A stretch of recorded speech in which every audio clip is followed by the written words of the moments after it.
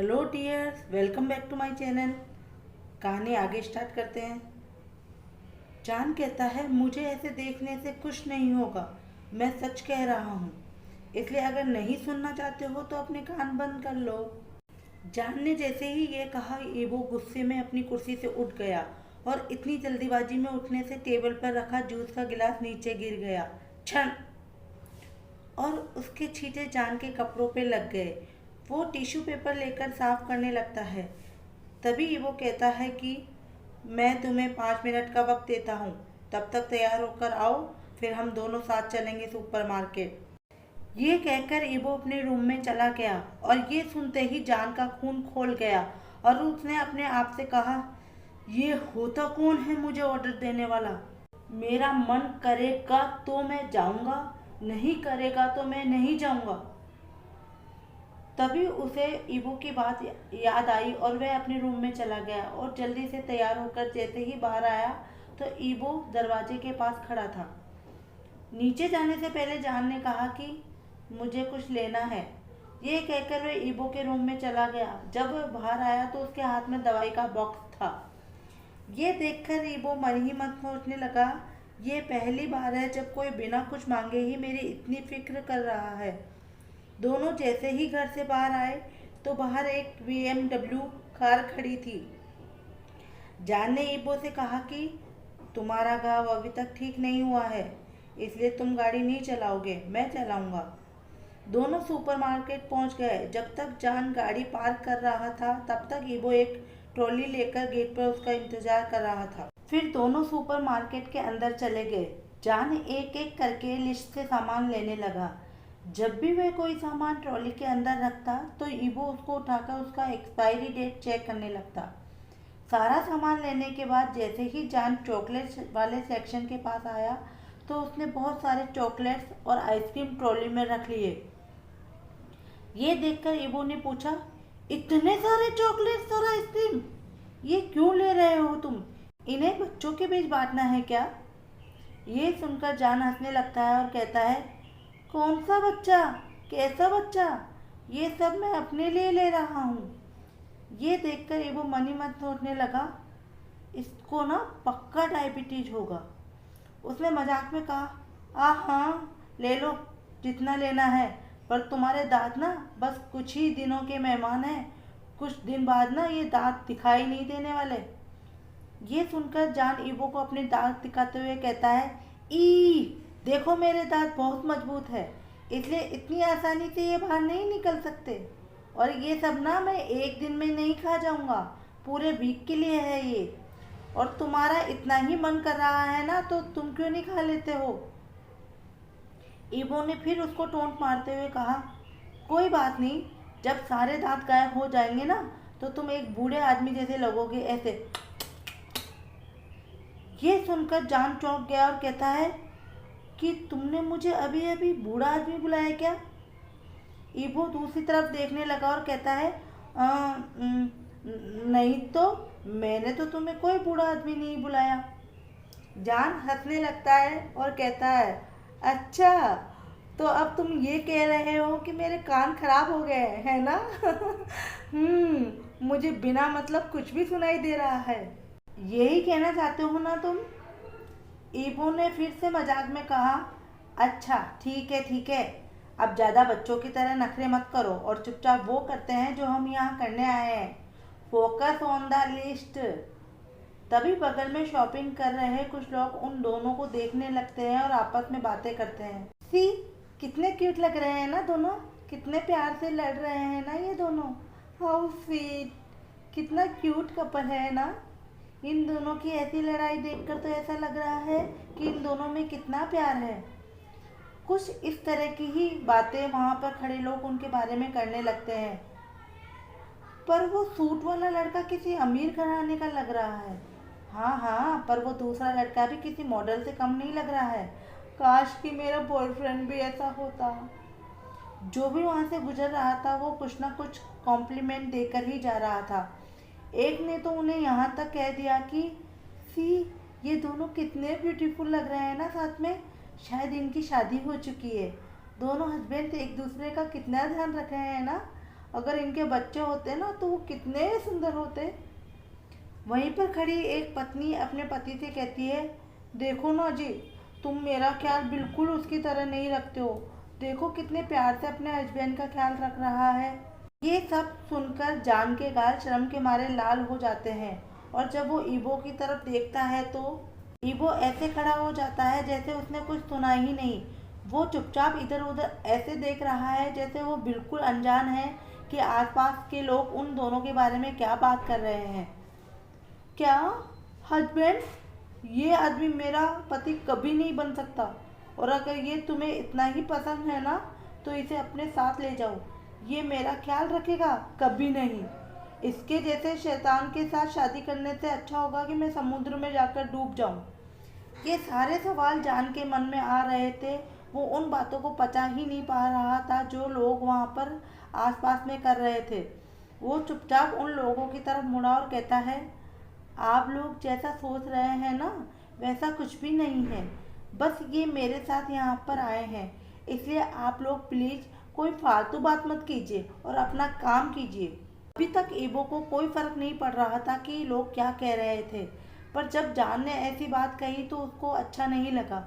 वो मन ही मन सोचने लगा कि ये लड़का अनजान लोगों के सामने ऐसे सफाई क्यों दे रहा है।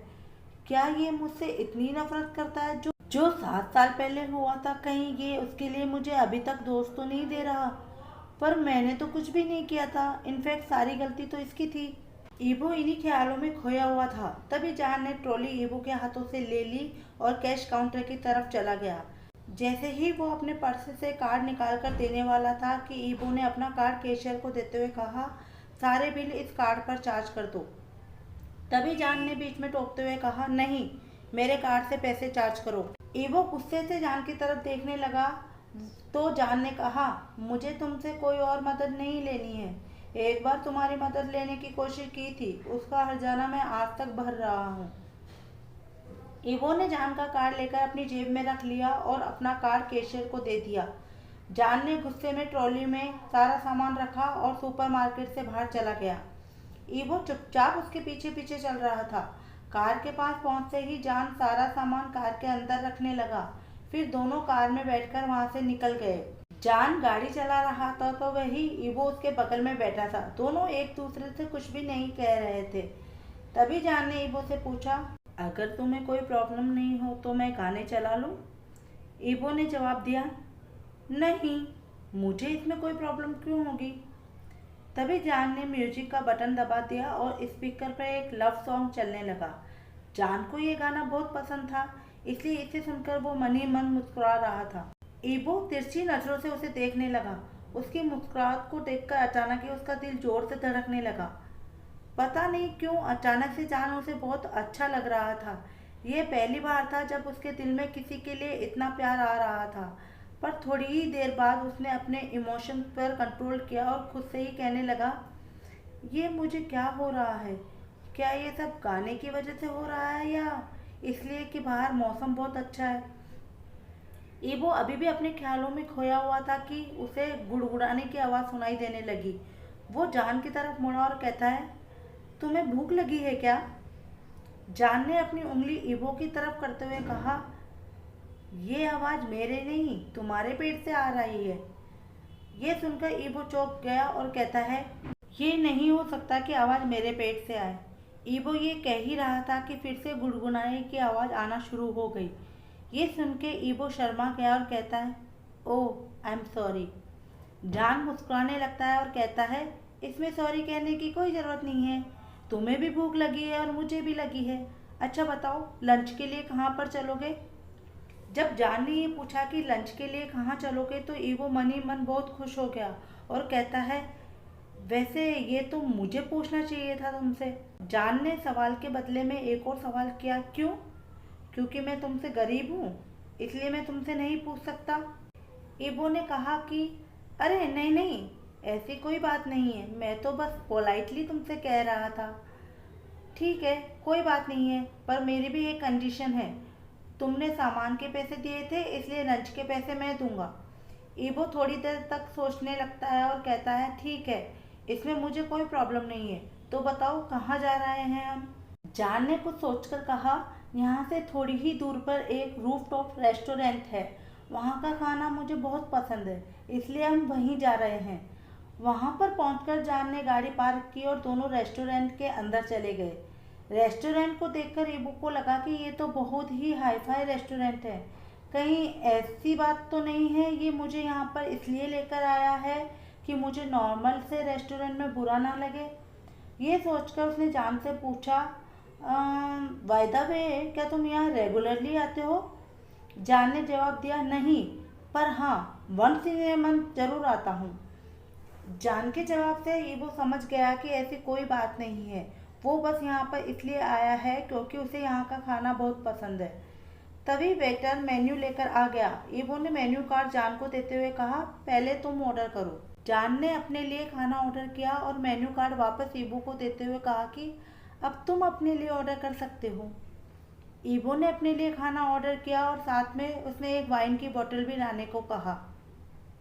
ये देखकर जान ने कहा, हेलो, तुम्हारे गाँव अभी पूरी तरह से ठीक नहीं हुए हैं, तुम्हें वाइन नहीं पीनी चाहिए। तभी जान ने वेटर से कहा, सुनिए, इस टेबल पे कोई वाइन की बोतल नहीं आनी चाहिए, समझ गए? ये देखकर ईवो के मन में फिर से वही फीलिंग आ रही थी। जब जान उसे डांट भी रहा था तब भी उसे पता नहीं क्यों खुशी महसूस हो रही थी। वो जब भी उसके बारे में फिक्र करता था ईवो का दिल तेजी से धड़कता था। वो बस जान के चेहरे की तरफ ही देखता रह जाता था। जान उसे बार बार बुला रहा था पर वो अपनी यादों में ही खोया हुआ था। वो अचानक होश में आया और कहता, तुम मुझे कुछ पूछ रहे थे क्या?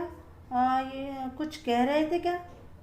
मैं कह रहा हूँ कि तुम बिल्कुल भी शराब नहीं पियोगे, समझ गए? ईवो कहता है, ठीक है, मैं नहीं पीऊँगा, बिल्कुल नहीं पीऊँगा।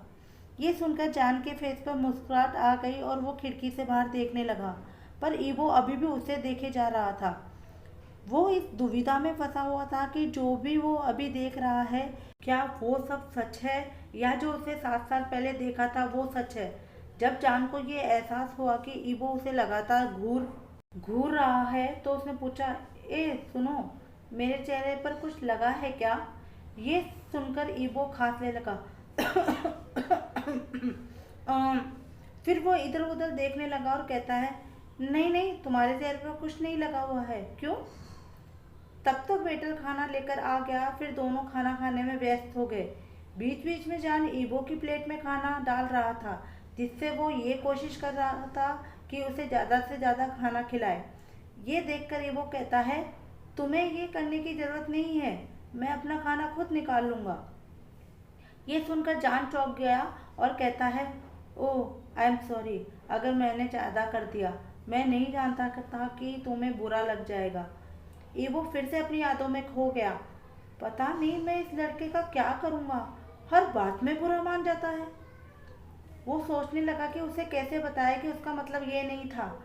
थोड़ी देर सोचने के बाद उसने कहा, मेरा मतलब ये है कि मुझे ब्रोकली खाना पसंद नहीं है और तुम मुझे बस ब्रोकली ही दिए जा रहे हो। जान मुस्कुराता है और कहता है, ओहो, ऐसी बात है, अच्छा, आगे से मैं इस बात का ध्यान रखूँगा। खाना खत्म करने के बाद जान ने पूछा, मैं अपने लिए आइसक्रीम ऑर्डर कर रहा हूँ, तुम्हें कौन सा फ्लेवर चाहिए? ईबो कहता है, वनीला। ईबो ने अपनी आइसक्रीम खाकर ख़त्म कर ली और वो वॉशरूम की तरफ चला गया। वहाँ से आने के बाद उसने जान से कहा कि अब पूरा दिन क्या तुम आइसक्रीम ही खाते रहोगे? जान ने ईबो की तरफ देखा और कहा, नहीं, ऐसी बात नहीं है, पर मैं आइसक्रीम धीरे धीरे खाता हूँ। ठीक है, ऐसा करते हैं, मैं इसे रास्ते में खा लूँगा। तभी उसने वेटर से बिल लाने के लिए कहा तो वेटर ने जवाब दिया, सर, आपके हस्बैंड बिल पे कर चुके हैं। जान ने डांटते हुए वेटर से कहा, हस्बैंड? कौन हस्बैंड? एक्सक्यूज मी, ये आदमी मेरा हस्बैंड नहीं है। जब जान की तरफ देखा तो वह पहले ही उठकर बाहर की तरफ जा रहा था। वो उसके पास आया और कहता है, ये गलत बात है, तुमने चीटिंग की है, तुमने कहा था कि खाने का बिल मैं पे करूँगा। ईबो हंसने लगा और कहता है, मैंने कब ऐसा कहा, टेल मी। ईवो ने फिर कहा कि मैंने ऐसा नहीं कहा था कि तुम इस लंच के लिए पे करोगे, तुम्हें ऐसा कहना चाहिए था कि तुम इस लंच के लिए बिल पे करोगे। अगली बार इस बात का ध्यान रखना। दोनों बात करते करते रेड लाइट के पास पहुंच गए। ईवो अभी फुटपाथ पे खड़ा था। उसने देखा कि जान रोड पर चला गया है। तभी दूसरी तरफ से तेज रफ्तार से एक कार आ रही थी। ये देखते ही ईवो ने चिल्लाकर कहा, और आगे मत जाओ जान। जान जब तक ईवो की बात समझ पाता तब तक कार बिल्कुल उसके पास आ गई थी। ईवो जोर से चिल्लाया, जान। ये सब इतनी अचानक हुआ कि किसी को पता ही नहीं चला, यहाँ तक कि लोग भी नहीं देख पाए कि कार कौन सी थी और उसका नंबर क्या था। तभी लोगों ने देखा कि रोड पर दो आदमी गिरे हुए थे। एक्चुअली जब तेजी से कार जान की तरफ आ रही थी तो ईवो दौड़कर जान की तरफ चला गया और उसका हाथ पकड़कर तेजी से अपनी तरफ खींच लिया। जल्दबाजी में वो उसे संभाल नहीं पाया और दोनों एक दूसरे से टकराकर वहीं जमीन पर गिर गए। तभी भीड़ में से एक आदमी चिल्लाया, अरे कोई एम्बुलेंस को कॉल करो भाई। तभी ईवो की आंखें खुली और वो अपने आसपास देखने लगा। उसने देखा कि जान उसके ऊपर गिरा हुआ था और वो अभी बेहोश था। वह उसे अपनी बाहों में लेकर उसका नाम पुकारने लगा, जान, जान, शवजान। पर जान अभी तक कुछ नहीं बोला। ये देखकर ईवो घबरा गया और कहता है, प्लीज जान, कुछ तो बोलो जान, प्लीज। तभी ईवो उसे चेक करने लगा। जब उसे पता चला कि जान की सांसें अभी चल रही थी तो उसे थोड़ा सुकून मिला। उसके सिर से थोड़ा सा खून आ रहा था, इसलिए वो अपने रुमाल से वहीं उसका सिर साफ करने लगा। तभी भीड़ में से किसी ने एक पानी का बोतल दिया। ईवो उसके चेहरे पर पानी छिड़कने लगा और थोड़ी देर बाद जान ने अपनी आंखें खोली। उसने देखा कि बहुत सारे लोग उसके आसपास इकट्ठा हो गए थे और सभी उसी को घूर रहे थे। तब ईवो ने पूछा, तुम ठीक हो ना जान? कहीं ज़्यादा चोट तो नहीं आई ना तुम्हें? जान। ईवो की आवाज़ सुनकर जान उसकी तरफ देखता है। उसने देखा कि ईवो की शर्ट पर खून के धब्बे लगे हैं। ये देखकर वो और ज़्यादा घबरा गया और कहता है, तुम तो ठीक हो ना? तुम्हारी शर्ट पे ये खून कहाँ से आया ईवो? ईवो ने उसे डांटते हुए कहा, मेरी छोड़ो, तुम अपनी चिंता करो। तभी जान को एहसास हुआ कि वो अभी भी ईवो की बाहों में था। उसकी बाहों से अलग होते हुए उसने कहा, मैं ठीक हूँ, तुम मेरे बारे में चिंता मत करो। ईवो ने वापस जान को अपनी बाहों में लिटा लिया और कहता है, तुम्हारे सिर पर बहुत ज़्यादा चोट लगी है, इसलिए तुम प्लीज़ आराम से लेट जाओ, थोड़ी देर में एम्बुलेंस यहीं आ जाएगी। जान वापस ईवो को डांटने लगता है और कहता है, मैं कह रहा हूँ ना कि मैं ठीक हूँ, तुम्हें समझ नहीं आ रहा क्या? तुम्हारे घाव से खून आ रहा है, मुझे तो लगता है तुम्हारे घाव का टाँका फिर से खुल गया है। जान ईवो की शर्ट खोलकर उसका घाव चेक करता है। तभी जान ने कहा कि देखो, सच में तुम्हारे घाव का टाँका खुल गया, बहुत ज़्यादा खून बह रहा है, इसे प्लीज़ रोको, हमें पहले इस खून को रोकना पड़ेगा। वहीं दूसरी तरफ ईवो बिल्कुल शांत था, बस जान के सिर की तरफ देख रहा था। वो मन ही मन सोचता है कि ये लड़का जितना बाहर से मजबूत दिखता है उतना ही अंदर से भी मजबूत है। ऐसी सिचुएशन में तो बहुत सारे लोग हाइपर होने लगते हैं या रोने लगते हैं, पर इसको तो अभी भी मेरे घाव की फिक्र है। तब तक रेस्टोरेंट का मैनेजर भी वहां आ गया था। उसने ईवो को तुरंत पहचान लिया और उसने कहा, सर मैं आप दोनों को अपनी गाड़ी में हॉस्पिटल छोड़ देता हूँ। वो अपनी गाड़ी लेकर आ गया और दोनों गाड़ी के अंदर बैठ गए। तभी जान ने कहा, थैंक यू वेरी मच, मुझे आप प्लीज़ मैक्स हॉस्पिटल लेकर चलिए। तभी मैनेजर ने कहा, पर सर वो हॉस्पिटल तो बहुत दूर है। जान ने जवाब दिया कि नहीं, हम लोगों को वहीं पर ले चलिए प्लीज़, हमें जिस तरह की सुविधाएं चाहिए वो बस वहीं मिल सकती है। ईवो अब मन ही मन सोच रहा था कि जान मुझे वहाँ पर क्यों ले जाना चाहता है। जान ईवो के घाव से बहते खून को रोकने की कोशिश कर रहा था। उसने कहा, अब मैं जो भी करूँगा ना उससे तुम्हें थोड़ा दर्द जरूर होगा। तभी जान ने अपने ब्रेसलेट में से कुछ निकाला और उसके घाव के बीच में डाल दिया और उसने ईवो से कहा कि वो अपने घाव को पकड़कर बैठे। फिर उसने अपनी जेब से अपना फ़ोन निकाल लिया और हाईकुन को कॉल कर दिया। पिछली बार हाईकुन ने उसे अपना नंबर दिया था तो उसने सेव कर लिया था।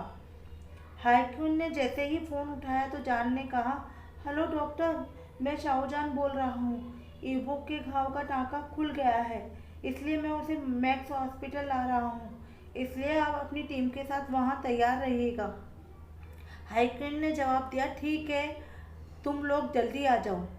ईवो के सामने ये सब इतनी तेज़ी से हो रहा था कि उसे कुछ समझ ही नहीं आ रहा था। जान ऐसे बिहेव कर रहा था जैसे कि वो कोई एलियन हो।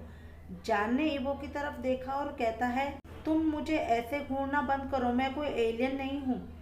ईवो सोचने लगा कि इसको कैसे पता चला कि मैं इसको एलियन कह रहा हूँ।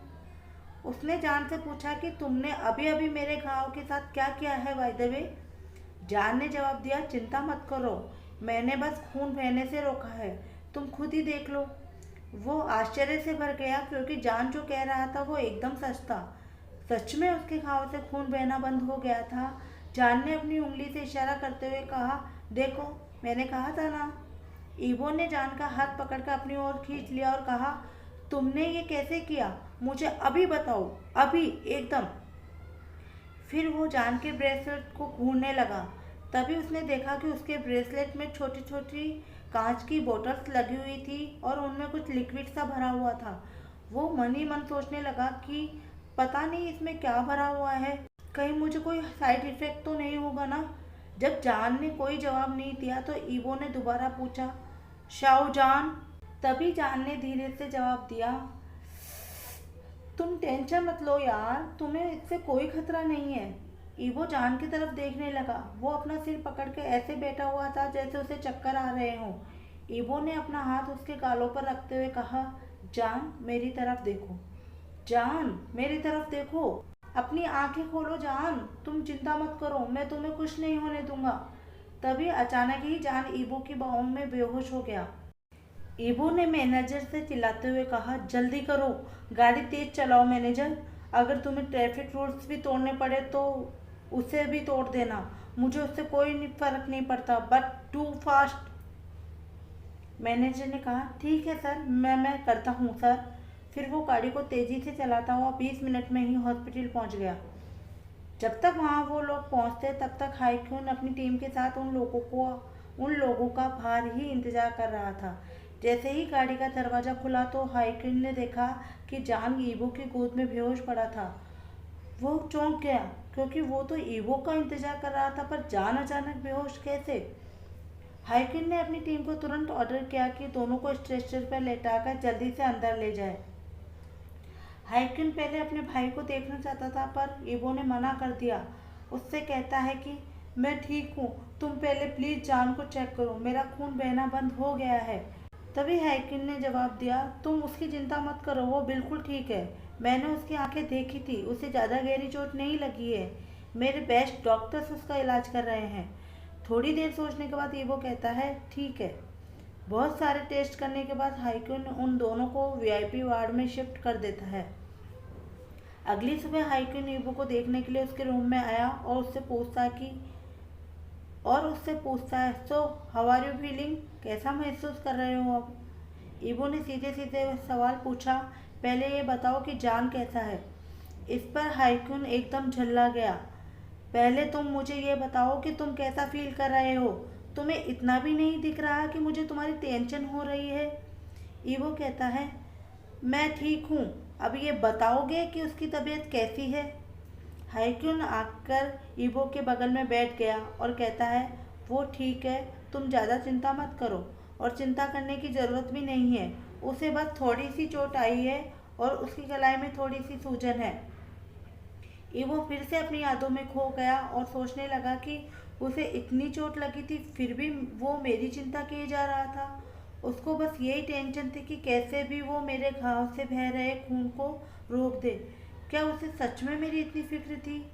ये सब सोच सोच के ईवो का दिल प्यार से भर गया। ईवो फिर से सोचने लगा, पर उसने मेरे घाव के खून को बहने से रोका कैसे। आज के लिए इतना ही।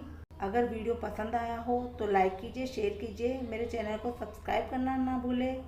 Love you all, bye bye, अपना ध्यान रखिएगा।